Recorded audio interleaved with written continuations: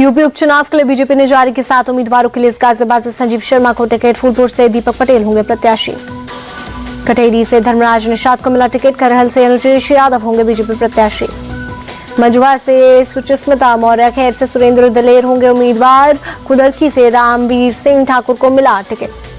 UP के Karhal seat पर BJP के दाव से सपा में खलबली, बीजेपी ने मुलायम सिंह यादव के दामाद अनुजेश यादव को बनाया प्रत्याशी।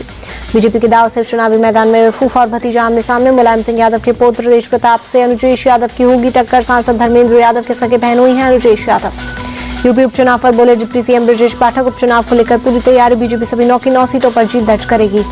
यूपी विधानसभा की 9 सीट पर उपचुनाव में इंडिया गठबंधन के होंगे संयुक्त उम्मीदवार, सपा प्रमुख अखिलेश यादव ने साइकिल चिन्ह पर सभी के चुनाव लड़ने का किया ऐलान।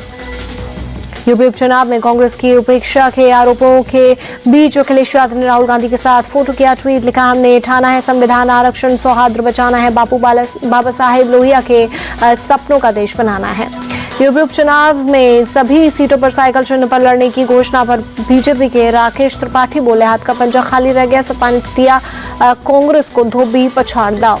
इंडिया टीवी के कार्यक्रम चुनाव मंच में बोले महाराष्ट्र विधानसभा स्पीकर राहुल नार्वेकर, विधानसभा अध्यक्ष के तौर पर हमेशा निष्पक्ष रहा, मेरा हर निर्णय संविधान के मुताबिक। राहुल नार्वेकर बोले बीजेपी नाम नहीं काम की पार्टी, बीजेपी के अंदर घरानाशाही नहीं, हमेशा राष्ट्र की बात।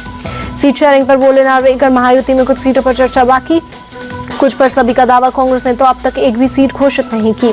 इंडिया टीवी के चुनाव मंच पर राज ठाकरे के सिपाह सालार बाला नांदगांवकर, कहा उद्धव ठाकरे ने राज ठाकरे के साथ विश्वासघात किया, जब धोखा मिला तो हमने साथ छोड़ा। पीएम मोदी को लेकर बोले बाला नांदगांवकर, एमएनएस ने हमेशा नरेंद्र मोदी का सपोर्ट किया, हमारी पार्टी चाहती थी कि मोदी जी ही प्रधानमंत्री बने। इंडिया टीवी के चुनाव मंच पर बोले सपा विधायक अबू आजमी, मैं दुनिया में किसी से नहीं डरता, भटोगे तो कटोगे बोलने वाले लोगों को हटाएंगे। सीट शेयरिंग पर बोले अबू आजमी, हम 12 मांग रहे थे, कम पर भी लड़ने को तैयार, हमारे 8 विधायक बनेंगे तो हम सेंटर में रहेंगे।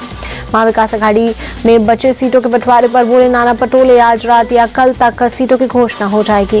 गिरिडीह के गांडे सीट से जेएमएम की कल्पना सोरेन ने किया नॉमिनेशन, सीएम हेमंत सोरेन की पत्नी है कल्पना सोरेन। प्रियंका गांधी के चुनावी हलफनामे पर बचाव घमासान, बीजेपी ने साधा निशाना का गांधी परिवार के दिखाने के और खाने के दांत अलग, प्रियंका ने रॉबर्ट वाड्रा की घोषित संपत्ति कम दिखाई। वायनाड से बीजेपी प्रत्याशी नव्या हरिदास ने भरा पर्चा, कई नेता रहे मौजूद, कांग्रेस की प्रियंका गांधी से है मुकाबला।